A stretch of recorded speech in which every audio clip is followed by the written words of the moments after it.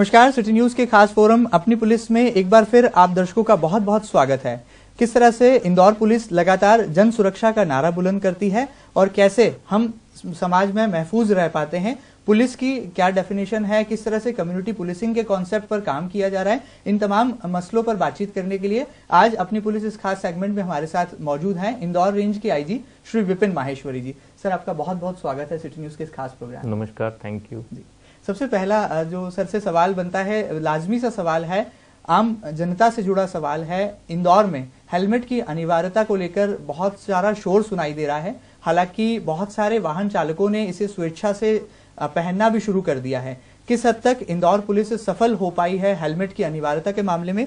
सबसे पहले सर, जिस तरह से आपने हेलमेट की कंपल्सेशन को लेकर एक अभियान की शुरुआत की, किस तरह से इसको लेकर प्रतिसाद मिला है और आपको क्या लगता है क्या वाकई में इंदौर का जो सिविक सेंस है वो इस हेलमेट की कंपल्सेशन को जो है अनिवार्य रूप से उसको पालन कर रहा है, उसको इस नियम को? देखिए, इसमें पिछले एक साल से जी, आपको ध्यान हो, पिछले साल जब हम लोग नवंबर के महीने में सबसे पहले पुलिस कर्मचारियों को हेलमेट जो है वो अनिवार्य किया गया था। जी। मोटर व्हीकल एक्ट के अंतर्गत ये प्रावधान काफी पहले से ही है। बिल्कुल बिल्कुल। पिछले कुछ समय से हाई कोर्ट व माननीय मुख्य न्यायाधीश महोदय की जो बेंच है उनके द्वारा इस संबंध में बार बार शासन से जवाब तलब किया जा रहा है कि मध्य प्रदेश में इसको क्यों नहीं ठीक से पालन किया जा रहा। आपको ये भी ध्यान हो कि 1 जनवरी के दिन राजवाड़ा पे पुलिस विभाग ने जो लोग हेलमेट पहने हुए थे उनको फूल दिए थे। बिल्कुल बिल्कुल। बीच बीच में कई बार हमने ऐसे कैंपेन चलाए हैं जिसमें कि जनता हेलमेट के प्रति जागरूक हो, क्योंकि हेलमेट जो है ये जो वाहन चालक है उसकी सुरक्षा के लिए है जी। ये किसी विभाग की या शासन के हित की नहीं, ये लोगों के खुद के हित की बात है। इसको ना पहनने के लिए लोग तरह तरह के कारण बताते हैं जी जी। कि इसको लगा के कहाँ घूमें, बोले इससे दोनों तरफ से दिखना बंद हो जाता है जी जी। चश्मे में तकलीफ होती है। बट मुझे लगता है ये कुछ भ्रांतियां ही ज़्यादा हैं। दिल्ली बड़े शहरों में खूब हेलमेट लगा के चलाते हैं और वहाँ पर आज से नहीं बल्कि 20 से 25 साल से चल रहे हैं। बिल्कुल। मैं भी जब 2 व्हीलर चलाता था दिल्ली में तो भी हेलमेट उस समय भी कंपलसरी था सर। तो ये जो यहाँ पर कई तरह के कारण बताए जाते हैं कि हेलमेट क्यों नहीं लगाए, बोले ट्रैफिक इतना तेज नहीं चलता है। बिल्कुल बिल्कुल। तो क्या दिल्ली में चांदनी चौक में ट्रैफिक में हेलमेट लगाना बंद है? बोले केवल साहब अंदर की सड़कों पे नहीं चलता है। तो मतलब ऐसे बहुत से तरह के कारण हैं जिनका कोई लॉजिकल नहीं है। बिल्कुल। और ये खुद की सुरक्षा के लिए, क्या आप अंदर की सड़क पे गिरेंगे और आपका सिर फुटपाथ पे लगेगा या कोई पत्थर का टुकड़ा पड़ा होगा उससे लग जाएगी, और कब चोट लगेगी और कब फैटल होगी कोई नहीं जानता है। हेलमेट लगाने से एक्स्ट्रा प्रोटेक्शन रहता है। कम से कम जो सिर में चोट लगती हैं, जिनकी वजह से डेथ्स होती हैं, कैजुअलिटी होती है, उनसे बचा जा सकता है। बिल्कुल। सर, ये हेलमेट की अनिवार्यता के फरमान के साथ ही बहुत सारे आलोचक भी जो है स्वतः ही अपनी प्रतिक्रियाएं देने लग जाते हैं। मैंने कई सारे लेखों में पढ़ा, आलेख मैंने पढ़े। इंदौर में जैसे ही हेलमेट की अनिवार्यता का फरमान सुनाया गया वैसे ही एक आलोचना यह भी निकल कर आई कि गैर ISI मार्क हेलमेट की बिक्री बढ़ गई। क्या लगता है ये ISI मार्क हेलमेट पहनना ही अनिवार्य होना चाहिए या इसमें भी जो एक व्यापारिक एक बाजारवाद का जो पहलू है वो कहीं ना कहीं सामने आ जाता है? तो इससे कैसे आप जनता को अवेयर करेंगे? बाजार में जब भी कोई आप चीज खरीदते हैं, चाहे कपड़ा हो, जूता हो, कुछ भी है, डिफरेंट ब्रांड्स के और डिफरेंट तरह के डिफरेंट रेंज के सामान मिलते हैं। बिल्कुल। अब ये आपके ऊपर डिपेंड करता है कि आपकी पॉकेट कितना अलाउ करती है और आप अपनी सुरक्षा पे कितना ध्यान देते हैं।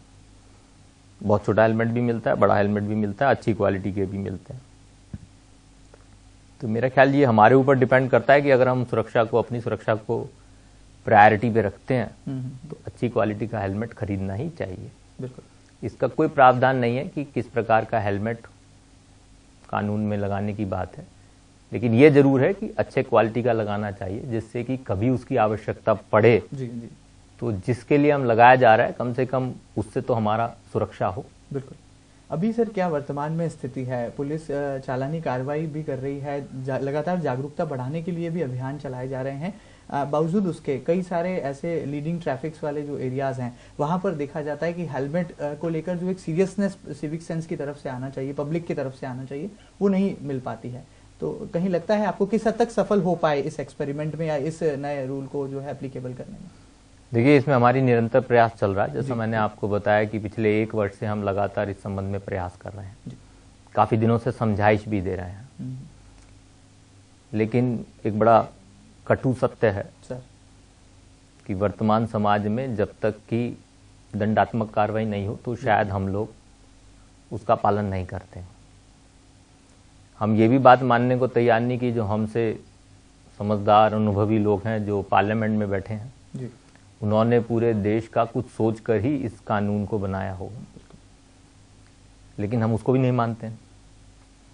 तो ऐसे बहुत से पहलू हैं जो अगेन मैं कहूंगा कि लॉजिकल नहीं बनते।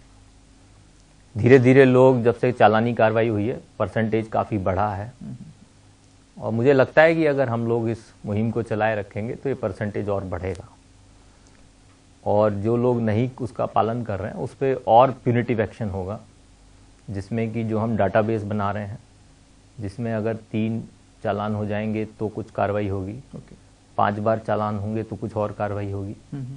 तो आई थिंक ये अभी हम लोग इसको आगे कंटिन्यू करेंगे। चलिए, उम्मीद है कि इंदौर शहर की जागरूक जनता एक बार फिर जागरूक संदेश देगी और हेलमेट की अनिवार्यता के मामले में जो सुरक्षा का सबसे महत्वपूर्ण पहलू है उसको कहीं ना कहीं नजरअंदाज न करते हुए इस नियम को सख्ती से इसका पालन करेगी और स्वयं की रक्षा के लिए हेलमेट की अनिवार्यता को जो है अपने पर लागू करेगी। आगे बढ़ते हैं सर। इन दिनों एंड्रॉयड मोबाइल फोन्स का जमाना है और सोशल मीडिया का ये दौर है। प्रिंट मीडिया बीता वक्त लगता है, टेलीविजन मीडिया भी गुजरा कल लगता है और अब एंड्रॉयड मोबाइल एप्लीकेशंस का जमाना है। ऐसे में इंदौर पुलिस ने जो सिटीजन कॉप एप्लीकेशन लॉन्च की थी, इसको लेकर कैसा पब्लिक रिस्पांस मिल रहा है? मुझे ध्यान आता है कि आपने बहुत सारे ऐसे अलर्ट सिटीजन्स को जो है सम्मानित भी किया था जिन्होंने सिटीजन कॉप के थ्रू बहुत इंपॉर्टेंट और एसेंशियल जानकारियां आप तक पहुंचाई थी, महकमे तक पहुंचाई थी। अभी क्या स्थिति है सर सिटीजन कॉप के रिस्पॉन्स को लेकर?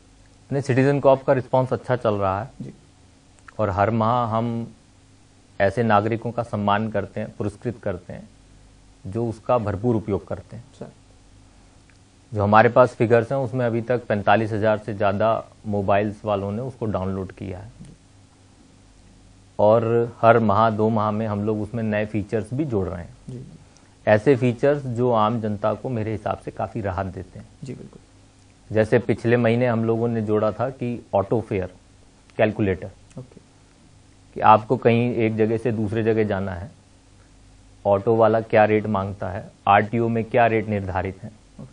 अगर आप जहां पर खड़े हैं वहीं से आप उसको कैलकुलेट करना चाहते हैं तो आप अपना स्टार्टिंग पॉइंट और डेस्टिनेशन पॉइंट अगर उसमें फीड कर देते हैं, आप मैप पे मार्क कर देते हैं तो वो ऑटो फेयर कैलकुलेटर आपको बता देगा कि ऑटो में आपका कितना किराया लगेगा।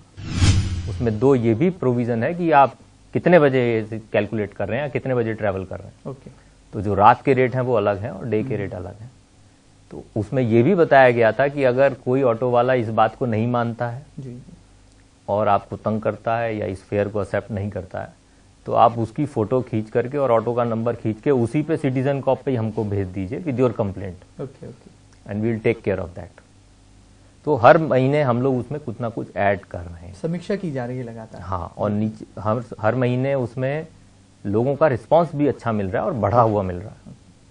अभी जो हमने रिसेंटली लगाया है उसमें एक नई हम सॉफ्टवेयर डाल रहे हैं। 1 दिसंबर से उसको चालू करेंगे जी। उस सॉफ्टवेयर में बहुत हमारे पास कंप्लेंट्स थी कि साहब हमारा मोबाइल फ़ोन घूम गया तो सिम डुप्लीकेट सिम इशू कराने के लिए पुलिस की रिपोर्ट की ज़रूरत होती है, उसमें थाने जाना पड़ता है, फिर उसमें करप्शन की बातें आती हैं जी।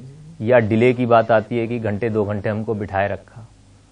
तो इस प्रकार की कंप्लेंट्स को ख़त्म करने के लिए कि आपको थाने ही नहीं जाना पड़े तो मोबाइल है, सिम है, पैन नंबर है, डेबिट क्रेडिट कार्ड्स हैं, ड्राइविंग लाइसेंस है, and maybe passport we are also trying to cover in that.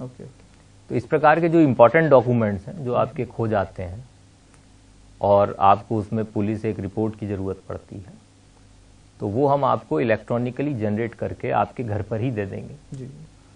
आप उस फॉर्म को सिटीजन कॉप में जो लॉस्ट आर्टिकल करके एक सॉफ्टवेयर है उसमें आप फिल करेंगे जी। और फिल करने के बाद आपके 24 घंटे के अंदर जो ईमेल एड्रेस आपने दिया है उस पर वो भेज दिया जाएगा, उसकी रिसीट जो है वो भेज दी जाएगी। उस रिसीट को आप यूज करके जो डुप्लीकेट उसके कार्ड हैं वो निकलवा सकते हैं। बिल्कुल। सर क्या लगता है इस दौर में जब सोशल मीडिया का बहुत ज़्यादा जनता पब्लिक जो है इस्तेमाल कर रही है, साइबर क्राइम का एक जो कॉन्सेप्ट है वो भी उसकी तादाद भी दिनों दिन बढ़ती जा रही है, साइबर क्राइम के मामलों में भी जो है लगातार इजाफा हो रहा है, वी केयर फॉर यू से जुड़े कई किस्सों में भी कहीं ना कहीं सोशल मीडिया का इस्तेमाल किया जाता है, उसकी संलिप्तता देखी जाती है। ऐसे में इस साइबर क्राइम को लेकर आपको नहीं लगता कि इंदौर पुलिस को एक जागरूकता अभियान, एक मुहिम छेड़ने की ज़रूरत है? हालांकि आप इस दिशा में बहुत हद तक काम करते मुझे देखे भी गए हैं, लगातार मैंने आपको देखा कि आप स्कूल्स में इंटरेक्शन के दौरान भी बच्चों को सोशल मीडिया के साइड इफेक्ट्स के बारे में जानकारियां दे रहे हैं, लेकिन आपको लगता है एक बड़े पैमाने पर एक अवेयरनेस प्रोग्राम क्रिएट करने की ज़रूरत है इस मसले पर? देखिए, हम लोगों का जो स्टडी है, अनुभव है, उसमें हम लोगों को ये देखने में आया है कि जो युवा वर्ग है वही सबसे अधिक साइबर क्राइम से पीड़ित है। कहीं ना कहीं वो बिना सिक्योरिटी को ध्यान रखते हुए उसको यूज करते हैं जी।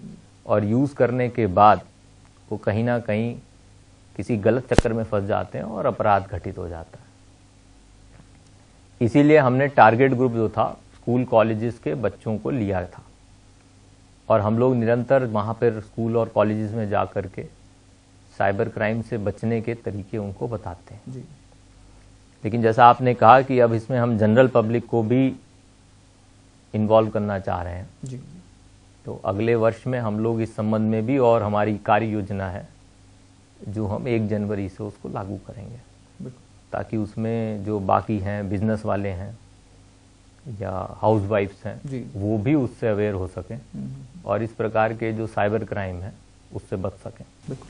सर, स्कूल्स में जब आप जाते हैं बच्चों से सीधा इंटरेक्शन होता है, बहुत सारे ऐसे नादान सवाल भी होते हैं जो वो पुलिस के बड़े अफसर से पूछ बैठते हैं, ऐसे कौन कौन से ऐसे अनुभव आपने किए हैं? और ख़ासतौर पर जब बच्चों के सवाल आते हैं जो कहीं ना कहीं उसमें मासूमियत भी है बच्चों के पूछने में और वाकई में एक मानवीय पहलू भी छुपा होता है, ऐसे बहुत से आपके अनुभव रहे होंगे, कौन सा ऐसा अनुभव है जो सर आज आप सिटी न्यूज़ के दर्शकों के साथ साझा करना चाहेंगे, खासतौर पर जब स्कूलों में आप अवेयरनेस को लेकर जब जाते हैं? देखिए, स्कूल से मेरा अनुभव बहुत अच्छा है। जी जी। एक तो बड़ा अच्छा ये लगता है कि बच्चे जो हैं वो जनरली जितनी बात होती है उतनी ही बताते हैं उसमें कोई प्रीफिक्स और सफिक्स नहीं लगाते। एग्जैक्ट। और अपनी मासूमियत से बताते हैं, उसमें कुछ तथ्यों को छिपाते नहीं हैं। तो उनसे बात करने में इसीलिए बड़ा स्पष्ट होता है और हमको अपना एक आईना भी देखने को मिलता है कि समाज हमारे बारे में क्या सोचता है। तो बहुत अच्छे अनुभव रहे हैं, हमेशा ही अच्छे रहे हैं उनके साथ अनुभव, और कई बार तो बहुत ही अच्छे सुझाव आए हैं। जैसे एक बार एक स्कूल में गए थे तो एक बच्ची ने ये बात बोली थी कि साहब हमने गाड़ी खड़ी करी और उठ गई गाड़ी।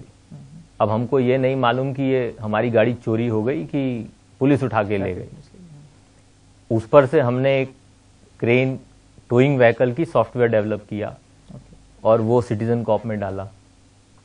ऐसे ही एक स्कूल में एक बच्चे ने बोला कि साहब इमरजेंसी नंबर में 100 नंबर डायल नहीं होता है, एंड वी चेक कि उसमें देखने में आया कि कुछ सर्विस प्रोवाइडर इमरजेंसी नंबर में 100 नंबर नहीं दे रहे हैं। तो वो उसको इम्प्रूव किया।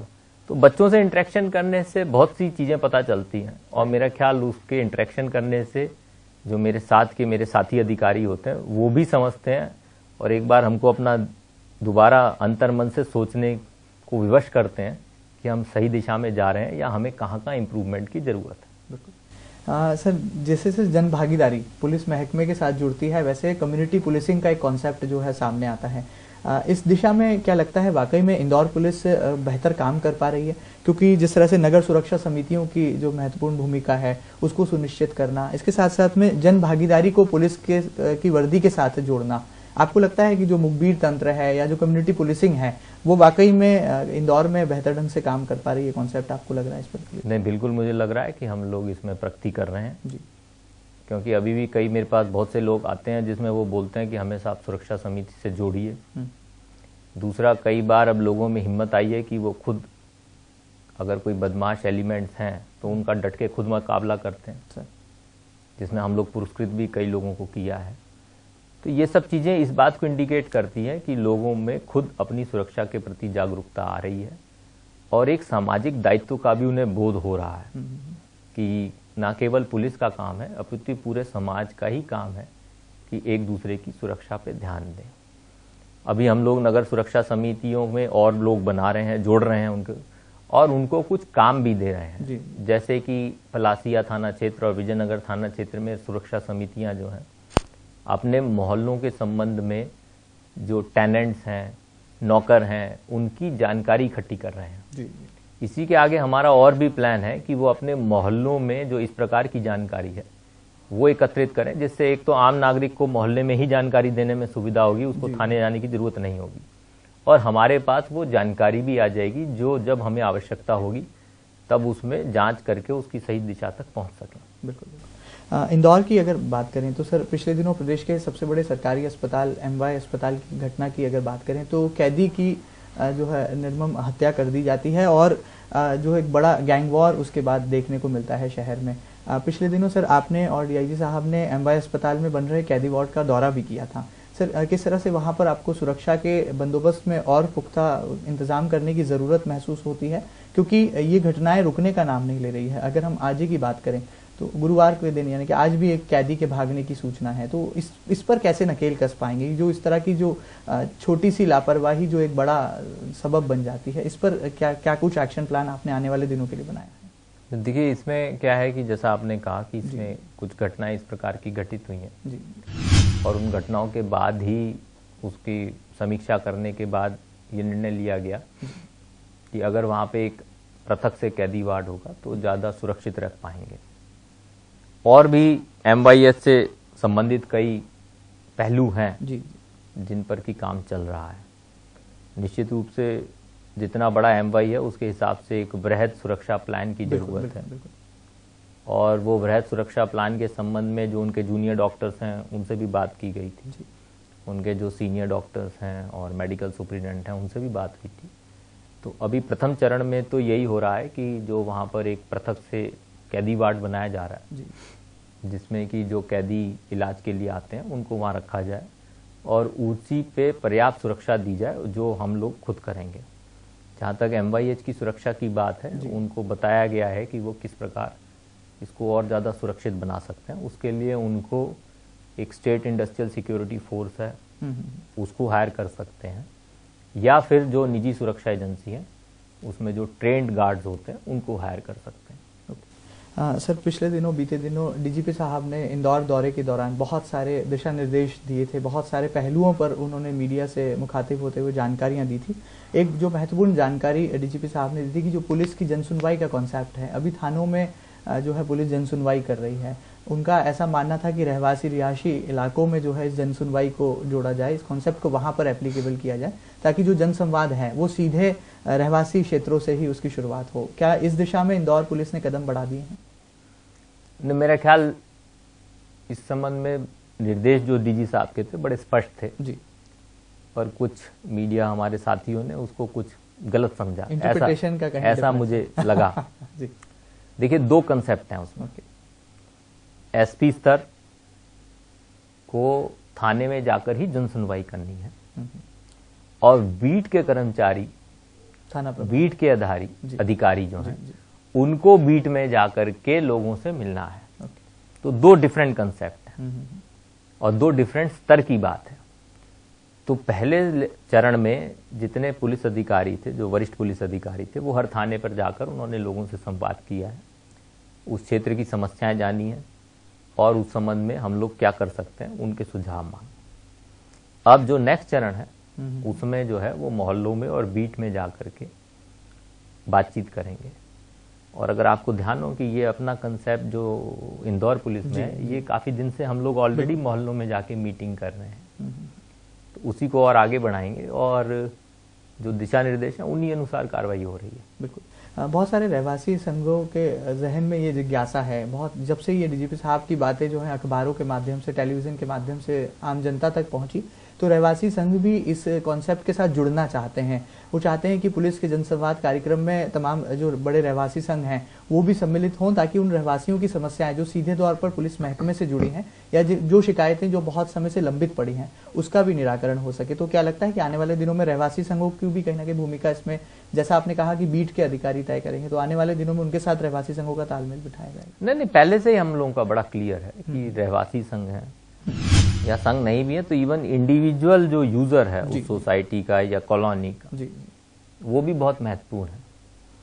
और हम लोगों ने जैसे कुछ मीटिंग मोहल्लों में, मैं भी जाके मीटिंग में सम्मिलित हुआ था, तो हम लोगों ने यही बात बोली थी कि क्योंकि वो लोग वहाँ के रहवासी हैं, जी, जी। उनको वहाँ के छोटे छोटे जितने लूप होल्स हैं वो सब मालूम है उनको। वो एक अच्छा सुरक्षा प्लान बना के हमको दे सकते हैं कि उन्हें की सुरक्षित करने के लिए क्या व्यवस्था की जा सकती है, और उसके साथ बैठ करके हम लोग उसको फैसिलिटेट कर सकते हैं कि कहाँ पर रात में कौन से गेट खुले रहेंगे, कौन सा बंद रहेंगे। इवन फॉर कॉलोनी में ट्रैफिक व्यवस्था को कैसे बनाया जा सकता है कि किस तरफ वन वे किया जा सकता है, किस तरफ टू वे रहना चाहिए।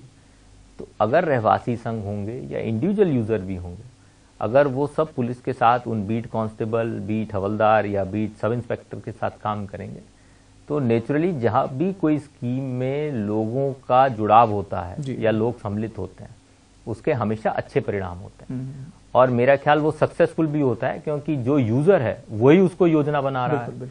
नहीं तो हम लोग हमेशा क्रिटिसाइज करते हैं कि योजना एसी के कमरे में बैठ के बनाई जाती है और उसका इम्प्लीमेंटेशन कभी ठीक नहीं होता है। तो यहाँ पर जिन लोगों को यूज करना है वही उस योजना को बनाए, हम लोग केवल उसमें मदद करेंगे उसको इम्प्लीमेंट कराने। बिल्कुल सर, एक सवाल और मेरे जहन में है। प्राइवेट सिक्योरिटी एजेंसीज की जो तादाद है वो इंदौर में दिनों दिन बढ़ती जा रही है। जैसे जैसे इंदौर शहर का विस्तार हो रहा है, शहर बड़ा आकार लेता जा रहा है, शॉपिंग मॉल्स की संख्या बढ़ती जा रही है, वैसे वैसे प्राइवेट सिक्योरिटी एजेंसीज की भूमिका भी कहीं ना कहीं सुनिश्चित करने की जरूरत है। पिछले दिनों मुझे ध्यान आता है कि पुलिस ने अभियान चलाकर बहुत सारे ऐसे प्राइवेट सिक्योरिटी गार्ड्स को पकड़ा था जिनके पास ना तो लाइसेंस है और ना ही वो पात्रता रखते हैं सिक्योरिटी गार्ड होने की। क्या लगता है आपको कि इस दिशा में भी और ज्यादा गहन रूप से जो है अभियान चलाने की या कार्रवाई करने की जरूरत है, क्योंकि इसमें भी कहीं ना कहीं एक बाजारवाद का पहलू वर्दी के साथ सिक्योरिटी एजेंसी के नाम पर जुड़ जाता है?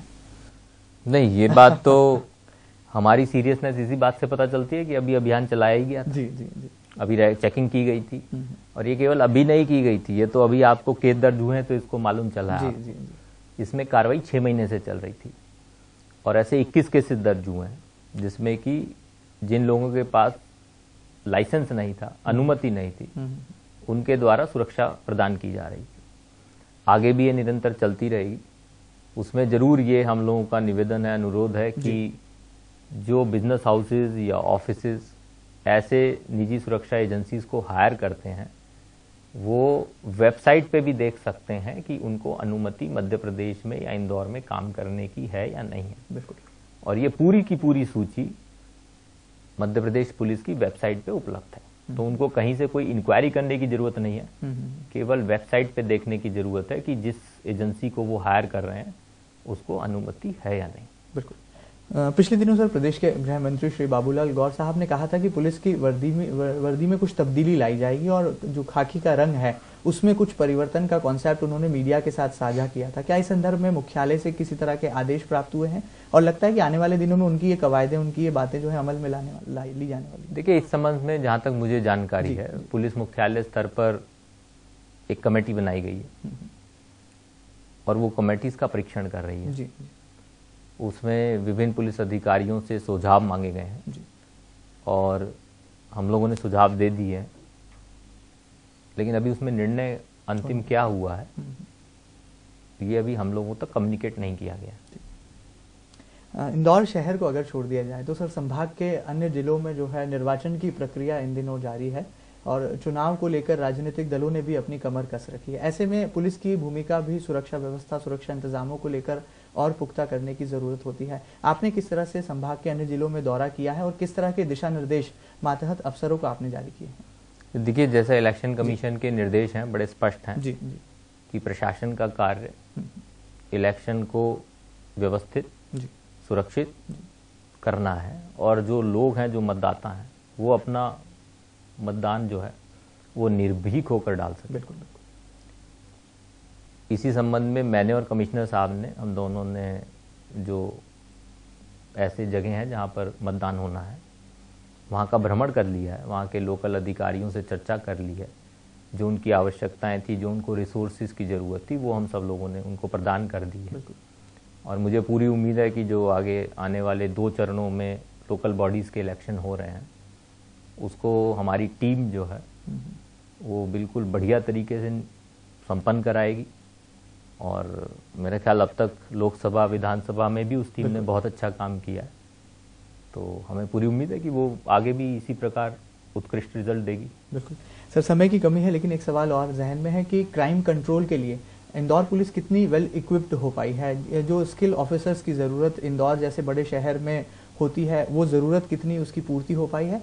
और इक्विपमेंट्स के मामले में, इक्विप्ड के मामले में कितना इंदौर पुलिस को आप इक्विप्ड मानते हैं, और कहाँ पर आपको लगता है कि और सुधार की गुंजाइश है या कहीं ना कहीं और सुविधाओं को मिलने की ज़रूरत है? देखिए, रिसोर्सेज की तो हमेशा ही और आवश्यकता हम लोगों को लगती है। शहर दिन प्रतिदिन बढ़ रहा है, तरह तरह के अपराध भी बढ़ रहे हैं। अभी जैसे आपने बोला साइबर क्राइम दिन प्रतिदिन बढ़ रहा है, पारिवारिक विवाद बहुत बढ़ रहे हैं। तो मेरा ख्याल इनमें कई हमको नई योजनाएं बनाकर काम करने की आवश्यकता है, विशेष रूप से परिवार से संबंधित। इसी प्रकार रिसोर्सेज में व्हीकल्स हैं, प्लस टेक्नोलॉजिकल इम्प्रूवमेंट्स हैं, प्लस हमारे जो अधिकारी है उनकी ट्रेनिंग, ये सब चीज़ों की हमें अभी आवश्यकता है। लेकिन जिस स्तर पर चाहिए उस स्तर पर अभी हम पूर्ति नहीं कर पा रहे हैं। कोशिश हम लोग ज़रूर कर रहे हैं लेकिन हम लोग प्रयास ज़रूर कर रहे हैं इसमें कि उस स्तर तक लाएं, लेकिन एक अभी काफ़ी वाइड गैप है। सर, राष्ट्रीय सुरक्षा कानून के तहत जो कार्रवाइयाँ की जाती हैं, जो जिला बदर की कार्रवाइयाँ की जाती हैं, आपको लगता है इस मामले में इंदौर की क्या स्थिति है? क्योंकि इंदौर में अक्सर ऐसा देखने में आता है कि जो नामचीन या जो रसूखदार जो आपराधिक तत्व होते हैं, वो कहीं ना कहीं अपनी रसूख का इस्तेमाल कर कर इस तरह की कार्रवाई से बच जाते हैं। ऐसे रसूखदारों के लिए क्या इंदौर पुलिस ने कोई बड़ा एक्शन प्लान तैयार कर रखा है, और आने वाले दिनों में इसका असर भी देखने को मिलेगा? नहीं, मैं इस बात से सहमत इसलिए नहीं हूँ क्योंकि आज से 10 साल पहले जो सिनेरियो था और आज जो इंदौर में सिनेरियो, मेरा ख्याल उसमें काफ़ी इम्प्रूवमेंट है। जो आप नामचीन गुंडे बोलते हैं या आतंक अपराधी जिन्हें हम बोलते हैं, उनके खिलाफ पर्याप्त संख्या में कार्रवाई होती है। लेकिन हमको एक दुखद पहलू ये भी है उसमें कि जब जो प्रकरण न्यायालय में आते हैं तो अधिकतर प्रकरणों में जो हमारे गवाह होते हैं और इनफैक्ट जो पीड़ित पक्ष होता है वो भी बदल जाता है, बैकस्टेप कर जाते हैं। बिल्कुल यही केसेस जो आजकल महिला अपराध के संबंध में बातचीत होती है, अगर आप अपराध के और न्यायालय के निर्णय पढ़ेंगे तो उसमें अधिकतर प्रकरणों में, बहुत अधिक संख्या के प्रकरणों में जो पीड़ित पक्ष है वो होस्टाइल हो जाता है और जिसने अपराध किया है उसको पहचानने से मना कर देता है। मेरा ख्याल ऐसी स्थिति में कुछ समाज का भी दायित्व बनता है कि जब FIR लिखा रहे हैं 164 के जो न्यायाधीश के सामने अपने कथन नोट करा रहे हैं, उसके बाद भी बदल जाते हैं, तो मेरा ख्याल फिर कभी भी कोई भी सिक्योरिटी एजेंसी उन लोगों को जो सज़ा मिलनी चाहिए उस तक पहुंचाने में सफल नहीं हो पाएगी। तो ये ना केवल पुलिस का दायित्व है अपितु समाज का भी उतना ही दायित्व है। हर साल हमारे यहाँ 22,000 केसेस दर्ज होते हैं IPC के, जिसमें 60% केसेस में आरोपी पकड़ के चालान हो जाते हैं। अधिकतर जो बॉडी ऑफेंसेस हैं उसमें रेशियो 95 to 98% है। प्रॉपर्टी ऑफेंसेस में कम है, लेकिन उसके बावजूद भी जिसमें कि लोग फरियादी पहचानता है बाद में होस्टाइल हो जाता है। उसके बहुत से कारण हैं, लेकिन ये एक कटु सत्य है। बिल्कुल ठीक। और इस संबंध में मेरा ख्याल सबको ही सोचने की आवश्यकता है। बिल्कुल ठीक बात। एक सवाल और सर, चूंकि ये घटना बड़ी ताज़ा है, आज़ाद नगर में जो गैंग वॉर हुआ, जिस तरह से बेशर्मी के साथ जो है कानून का मखौल उड़ाया गया, उसके बाद हालांकि पुलिस ने मोर्चा जरूर संभाला, लेकिन कहीं ना कहीं उस मोर्चे संभालने में देरी भी हुई। इस बात को पुलिस महकमा क्या स्वीकार करता है, और इस तरह की घटनाएं और किसी थाना क्षेत्र में ना हो, इस बात से कोई सबक आपने मातहत अधिकारियों को दिया है, उनको लेसन दिया? देखिए, इसमें जांच चल रही है और जब तक जांच रिपोर्ट नहीं आ जाती इस संबंध में मैं नहीं बोलूंगा। मेरे ख्याल 1 आध दिन में जांच इसकी कंप्लीट हो जाएगी। और उसमें अगर किसी की गलती है तो उसमें निश्चित रूप से हमारे विभाग में काफ़ी कठोर कार्रवाई होती है। बिल्कुल। मेरे ख्याल पुलिस विभाग ही ऐसा विभाग है जहाँ पे हर साल बहुत से अधिकारियों को बर्खास्त कर दिया जाता है, वेतन वृद्धि रोकी जाती है या परमानेंट उनको डिमोट कर दिया जाता है। इसमें भी कार्रवाई हो रही है। अब इसमें कुछ और भी पहलू हैं जिसमें कि जब वो जमानत पे छूटे तो उसकी कोई सूचना नहीं थी। जी। एक लैप्स कोऑर्डिनेशन का उसमें देखा गया। कोऑर्डिनेशन का जो लैप्स है उसको कैसे इम्प्रूव किया जाए उस पर विचार किया गया और अब उसमें कुछ योजना बनी है ताकि भविष्य में इस प्रकार के लैप्स की वजह से इस प्रकार की घटना घटित नहीं हो।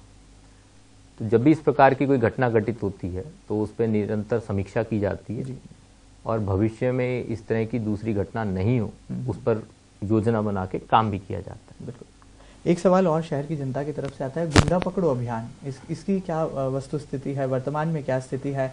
जिस तरह से जो जुलूस निकालने की एक परंपरा इंदौर पुलिस ने शुरू की थी, क्या लगता है कि थानावार चुनाव, निगम चुनाव बिल्कुल नजदीक हैं, ऐसे में इस गुंडा पकड़ो अभियान को और मुस्तैदी के साथ चलाने की जरूरत है ताकि जो ऐसे इलाके जहां पर ज्यादातर आपराधिक तत्व निवास करते हैं या जहां पर अपराध की संख्या बेहद ज्यादा है वहां पर क्राइम कंट्रोल के लिए इस कारगर कदम को उठाया जा सके?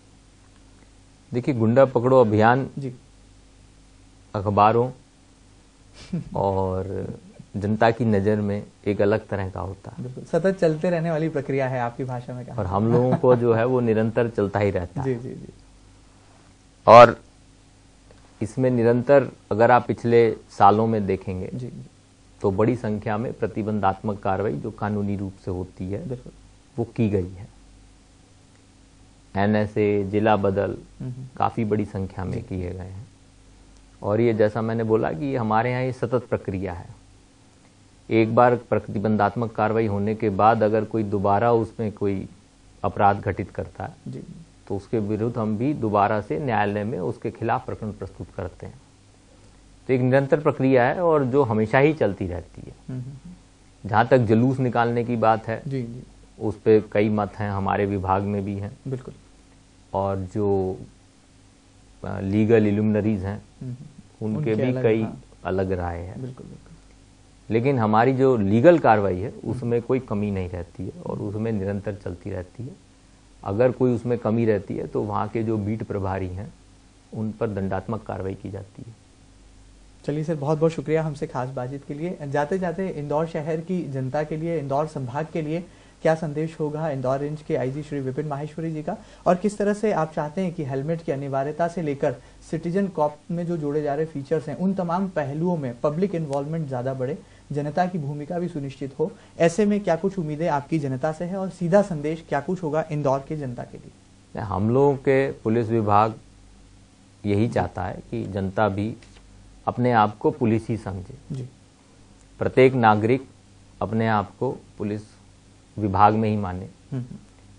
जो अधिकार हमारे पास हैं वो सभी अधिकार एक आम नागरिक के पास भी हैं। जितनी अधिक सूचनाएं जिस अधिकारी पर, जिस स्तर पर या सिटीजन कॉप के माध्यम से देना चाहते हैं वो आप भेजें, उन पर निश्चित रूप से कार्रवाई होगी। कई बार हम लोग यहाँ से टीम भेज करके दूसरे जिलों में कार्रवाई कराते हैं, वहाँ के नागरिक हमें सूचना देते हैं और कार्रवाई होती है। एक निरंतर प्रक्रिया है और केवल एक विभाग या कुछ लोगों के भरोसे अपनी हम सुरक्षा छोड़ दें, ये मेरा ख्याल उचित नहीं होगा। हमें भी अपना दायित्व समझना चाहिए एज ए नागरिक और उसमें जितना हम लोग सहयोग कर सकते हैं उतना हमको करना चाहिए। मेरा केवल यही सबसे अनुरोध है कि आगे बढ़ें, अपनी सुरक्षा का ध्यान रखें, जिसमें एक हेलमेट भी बहुत इम्पॉर्टेंट है, यातायात भी बहुत इम्पॉर्टेंट है। कि अभी भी देखते हैं कि कोई फुटपाथ पे चढ़ रहा है, कोई लाइट जो लाल बत्ती है उधर से कहीं से भी क्रॉस कर रहे हैं, उसमें एक्सीडेंट के चांसेस बढ़ जाते हैं। और किसी भी परिवार के किसी भी सदस्य का अगर दुर्घटना होती है और कैजुअलिटी होती है तो ये त्रासदी वही परिवार झेलता है और शायद अगली पीढ़ी जब तक जवान नहीं हो जाती तब तक वो उसको उस त्रासदी से गुजरना पड़ता है। तो ट्रैफिक नियम, हेलमेट और अपराधों के संबंध में किसी भी प्रकार की सूचना होती है तो आप हम लोगों को दें। और उसका सबसे बढ़िया माध्यम जो हमें आज की तारीख में लग रहा है वह सिटीजन कॉप है। आपके द्वारा दी गई सूचना जो है वो पूर्णतः गोपनीय रखी जाती है। वो जो अधिकारी कार्रवाई करता है उसको भी नहीं दी जाती है कि कहाँ से सूचना आई है। तो मुझे फिर एक बार यही अनुरोध है कि आप हमारे साथ रहें, आप हमारा सहयोग करें, तो निश्चित रूप से इंदौर में अपराधों में कमी आएगी और एक सुरक्षित समाज हम सब मिलकर प्रदान कर पाएंगे। बहुत बहुत शुक्रिया सर हमसे खास बातचीत के लिए। आपके जागरूकता के संदेश से उम्मीद है कि जन जागरूकता का जो अलग है वो जगेगा। न केवल इंदौर पुलिस इस तरह से BNI एक संदेश सिटीजन कॉप के जरिए जन जन तक पहुंचा रही है, बल्कि जन सुरक्षा का जो नारा है उसे भी पुख्ता ढंग से बुलंद कर रही है। देखना होगा कि आने वाले दिनों में पुलिस महकमा किस तरह से समाज की सुरक्षा का जो दायित्व है उसको और मुस्तैदी के साथ निभाता है, और कैसे हमारे इंदौर रेंज के IG श्री विपिन माहेश्वरी के नेतृत्व में इंदौर पुलिस आने वाले दिनों में साइबर क्राइम के खिलाफ एक बड़ा जागरूकता अभियान, एक बड़ा जागरूकता प्रोग्राम तैयार कर पाती है। फिलहाल सिटी न्यूज के खास फोरम अपनी पुलिस में इतना ही। अगली बार फिर मुलाकात करेंगे पुलिस महकमे के एक और जांबाज अफसर के साथ। तब तक इजाजत दीजिए, नमस्कार।